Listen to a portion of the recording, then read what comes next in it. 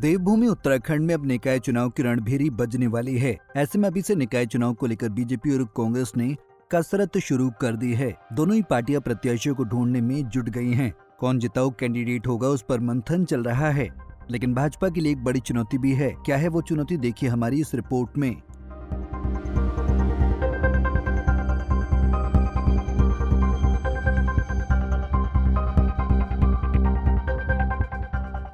केदारनाथ उपचुनाव जीतने के बाद भाजपा कॉन्फिडेंस दिख रही है, मगर नगर निकाय चुनाव में बीजेपी के लिए राह आसान नहीं होगी, क्योंकि प्रत्याशी चयन को लेकर भाजपा में ऊहापोह की स्थिति देखने को मिल रही है। विधानसभा और लोकसभा चुनाव में दूसरे दलों के नेताओं ने भाजपा में पलायन इस वजह से किया कि उन्हें निकाय चुनाव में टिकट मिलेगा। वहीं बीजेपी के लिए कई वरिष्ठ और वर्षों से काम कर रहे कार्यकर्ता भी टिकट की लाइन में लगे हैं। ऐसे में बीजेपी किसको टिकट देगी, ये एक बड़ा सवाल है। अगर बीजेपी अभी पार्टी में शामिल हुए नेताओं को टिकट देती है तो पुराने कार्यकर्ता नाराज हो जाएंगे, और अगर बीजेपी पुराने कार्यकर्ताओं को टिकट देती है तो नए कार्यकर्ता नाराज हो जाएंगे। अगर बीजेपी पार्टी में शामिल हुए नए नेताओं को टिकट देती है तो पुराने कार्यकर्ताओं की अनदेखी बीजेपी को भारी पड़ सकती है। हालांकि भाजपा प्रदेश महामंत्री आदित्य कोठारी का दावा है कि दूसरे दलों से पार्टी में आए नेताओं को अंगीकृत करना हर एक कार्यकर्ता की जिम्मेदारी है। जहां तक टिकट बंटवारे की बात है तो वो प्रत्याशी की निष्ठा और समर्पण पर निर्भर करता है। जहां पर भी टिकट की बात होती है, कार्यकर्ता को, नेता को समायोजित करने की बात होती है, ये उसकी निष्ठा और समर्पण पर निर्भर करता है, उसकी योग्यता और क्षमता पर निर्भर करता है। पार्टी इसके आधार पर निर्णय करती है।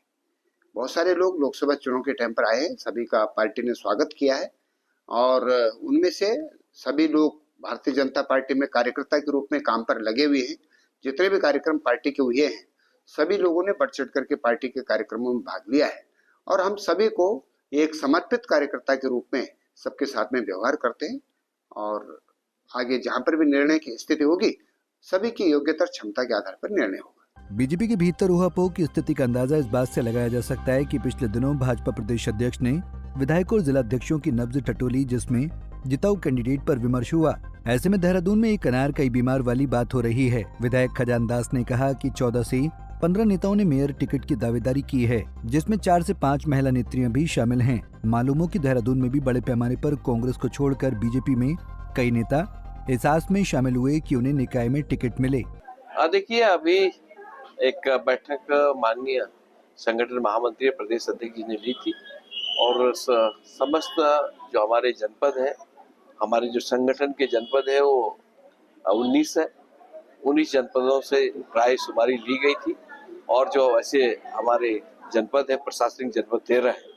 इसमें से राय शुमारी के तहत यहाँ पे मेयर का नाम आया, 11 मेयर हमारे बनेंगे।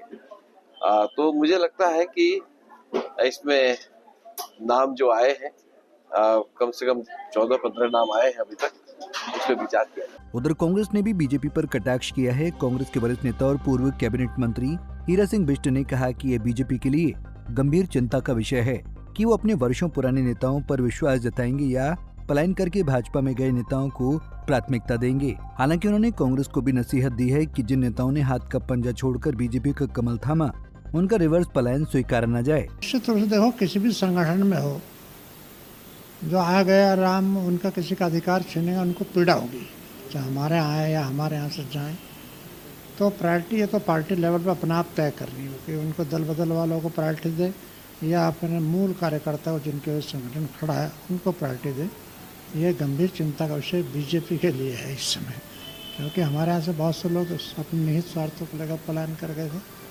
तो ये उनके सामने समस्या खड़ी हो रही है, उनका आंदोलन मामला, उसमें हमें कोई इस तरह कमेंट करना उचित भी नहीं लगता। जैसे समझे ठीक करें, लेकिन परिणाम कांग्रेस के पक्ष में है। प्रत्याशी चयन में चुनौतियों का सामना कर रही भाजपा किस पर भरोसा जताएगी, ये तो भविष्य की गर्भ में है। लेकिन बड़ा सवाल ये है कि उन नेताओं को टिकट नहीं मिलता है जो इस आस में गए हैं कि निकाय चुनाव में उन्हें भाजपा अपने कमल के सिंबल पर चुनाव लड़ाएगी। तो क्या वो लंबे अरसे तक बीजेपी में टिके रहेंगे या फिर रिवर्स पलायन की स्थिति में होंगे? देहरादून से पंजाब केसरी टीवी के लिए आशीष रमोला की रिपोर्ट।